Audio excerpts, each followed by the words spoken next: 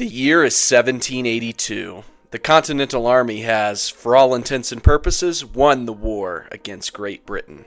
But while the external threat has been neutralized, an internal one threatens to destroy everything the war was fought for. You see, while victories had finally been won on the battlefield, the financial situation was far from rosy.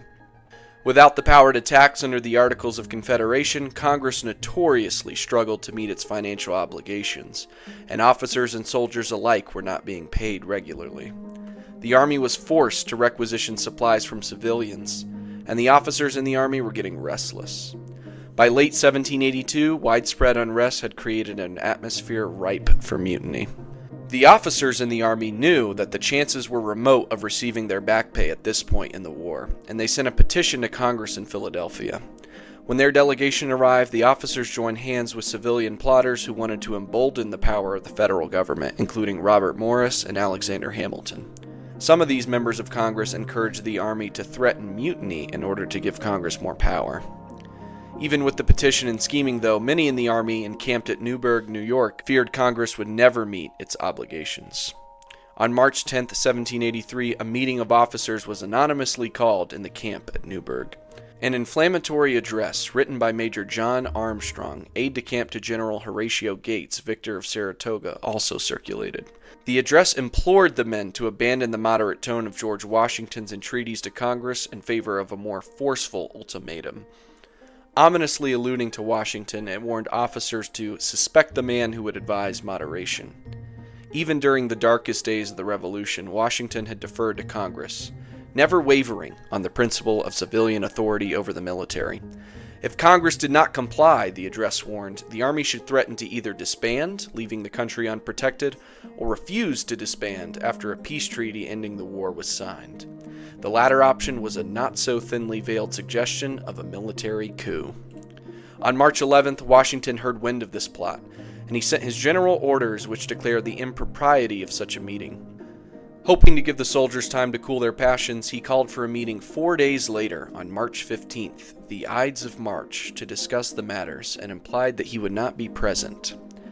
On March 15th, the officers gathered, and the chief plotter, General Horatio Gates, stepped forward to chair the proceedings.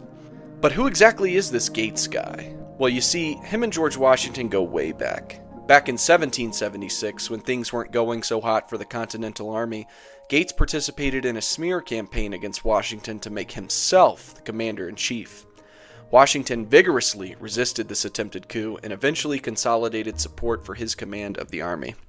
But back to 1783. As Gates got ready to chair the mutinous meeting, George Washington burst into the room through a side door. Everyone stood there, stock still, stunned, not thinking that Washington would actually attend. Washington asked permission to speak, knowing Gates could not refuse his request. Gates then ceded the floor to him. Instead of pleading for moderation, Washington attacked the address as subversive of all order and discipline. He called the author an insidious foe of the American Revolution. He reminded the officers of his loyalty to them and declared that rebellion would lead to the ruin of both the army and government. He pledged himself to their cause. He begged them to be patient, that Congress was slow, but it would not forget what they have done for their country.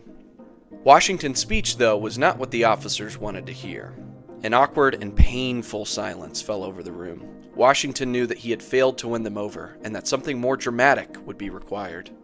Saying that he wished to read something to the audience, Washington slowly took a letter from John Jones, a Virginia member of Congress, from his coat pocket, meticulously unfolded it, and began reading. He stumbled over the first sentence, then faltered again as he tried to continue. After a lengthy pause, Washington reached back into his pocket and pulled out a pair of spectacles, which he then put on.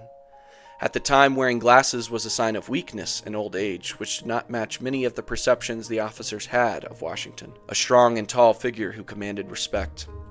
In a soft tone, Washington said to the officers present, "Gentlemen, you will permit me to put on my spectacles, for I have not only grown gray, but almost blind in service of my country." Instantly, the vibe in the room transformed. These tough, gritty officers broke down in tears. They were so moved by Washington's words that they immediately reversed course and adopted a statement of loyalty to Congress. After Washington left, the dissenting officers resolved to work with Congress to ensure the pay of officers and no longer pursue the discussed mutiny. Washington dispatched the loyalty statement to Congress, saying that it was the officers' last glorious proof of patriotism. He pleaded for back pay for the whole army, which he said had done and suffered more than any other army ever did in the defense of the rights and liberties of human nature. Congress eventually approved his recommendations, and the officers received a pension. Without someone with the gravitas of Washington, it's likely the officers would have carried on with their mutiny, and in the hands of irresponsible men, it's possible that America would have become a military dictatorship instead of a free republic. We ought to thank George Washington for saving us from that happening.